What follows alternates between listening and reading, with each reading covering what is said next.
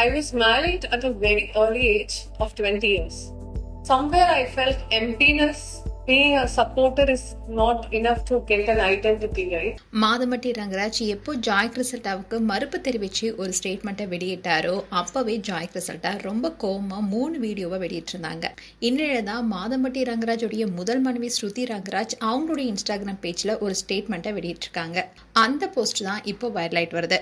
அதுல அவங்க என்ன சொல்லியிருக்காங்கன்னா, மார்ச் 2025 நான் என்னுடைய ஃபேமிலி போட்டோவை சோஷியல் மீடியால வெளியிட்டேன்.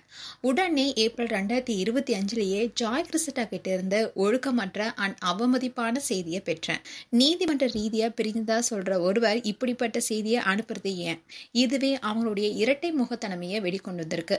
அவங்க மீடியாவை தனிப்பட்ட பொருளாதார லாபத்துக்காக தவறா பயன்படுத்திட்டு எங்களுடைய குடும்ப அமைதியை குலைக்கிறதுக்காக முயற்சி செஞ்சிட்டு இருக்காங்கன்னு நல்லா தெளிவா தெரியுது.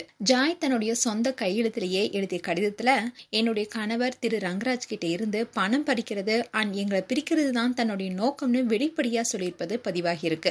அதே சமயம் அவங்க மீடியால கொடுத்த இன்டர்வியூல, எனக்கு பணம் வீடு எதுவுமே வேணாம், நான் யாரையும் பிரிக்க விரும்பலன்னு சொன்னாங்க. ஆனா அவங்களுடைய சொந்த கையெழுத்துல இருக்கிற கடிதத்துல அதுக்கு நேர்மாறா உண்மையை வெளிப்படுத்துது. அந்த அஃபர்மேஷன் சில பகுதிகளை வெளியிட்டிருக்காங்க. அதுல பிரிவு 4, என்னுடைய பொருளாதார தேவைகளை ரங்கராஜ் கவனிக்கணும். பிரிவு 6, ரங்கராஜ் என்ன தன்னுடைய மனைவிய சோசியல் மீடியா முன்னாடி அறிமுகப்படுத்தணும். பிரிவு 8, ரங்கராஜ் எனக்கு ஒரு வீடு வாங்கி கொடுக்கணும். அதோட ரங்கராஜ் எனக்கு மாதம் ரூபாய் 8 லட்சம் வழங்கணும். பிரிவு 9, இப்போ எனக்கு ரூபாய் 10 லட்சம் வேணும். பிரிவு 12, ரங்கராஜ் தன்னுடைய மனைவி ஸ்ருதி பிரியாவுக்கு விவாகரத்து கொடுக்கணும். இந்த வரிகளே ஜாய் கிறிசல்டாவுடைய உண்மையான நோக்கம். பணம் பறிப்பு சட்டப்பூர்வ மனைவியான எனக்கான குடும்ப வாழ்க்கைய நாசம் செய்யறதுன்னு தெளிவா அதுல காட்டுது. நான் என்னுடைய கணவர் திரு ரங்கராஜ் அவர் கூட உறுதியா நிக்கிறேன். அவரை நான் இறுதி வரை காப்பாத்துவேன்னு சொல்லியிருக்காங்க. அதோட ஜாய் கிறிசல்டா அனுப்பிய வாட்ஸ்அப் மெசேஜையும் ஸ்ருதி ரங்கராஜ் ஷேர் பண்ணியிருக்காங்க. அதுல ஜாய் கிறிசல்டா அனுப்பிய மெசேஜ்னு சொல்லப்பட்டது என்னன்னா, என்னுடைய கணவர் ரங்கராஜ் உனக்கு ஃபேக்கான ப்ராமிஸ் பண்ணதா கேள்விப்பட்டேன். அது எல்லாமே ஃபேக்கான ப்ராமிஸ் தான். நாங்க ரொம்பவே மகிழ்ச்சியா ஆரோக்கியமான வாழ்க்கையை வாழ்றோம்.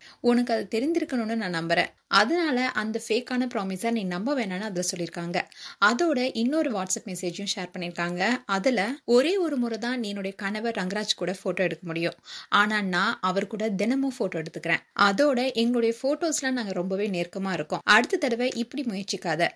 ஏன்னா பொதுமக்கள் எல்லாருமே மிஸ்ஸஸ் ஜாய் ரங்கராஜ் தான் அறிவாங்க. உனக்கு தான் நன்றி சொல்லணும். உன்னாலதான் எங்களுடைய உறவு இன்னும் வலுவாக இருக்கு. ரொமான்ஸ் நிறைய இருக்கு, சண்டைக்கு இடமே இல்ல. 365 நாட்கள்ல 300 நாட்கள்ல காதல்ல தான் இருக்கும். நீ சோசியல் மீடியால மட்டும் தான் காட்டிக்கொள்ள முடியும். அதோட என்னுடைய கணவருடைய மகிழ்ச்சி எனக்குள்ளதான் இருக்கு. நான் தான் மிஸ்ஸஸ் ஜாய் ரங்கராஜ். இந்த மெசேஜ் தான் ஸ்ருதி ரங்கராஜ் ஷேர் பண்ணிருக்காங்க. மேலும் ஸ்ருதி ரங்கராஜ் குறித்து உங்களுடைய கருத்துக்களை கமெண்ட் செக்ஷன் சொல்லுங்க. இது போன்ற வீடியோஸை பார்க்க நியூஸ் தமிழ் டிட் சேனலை சப்ஸ்கிரைப் பண்ணுங்க. மறக்காம நோட்டிபிகேஷன் பட்டனை கிளிக் பண்ணுங்க.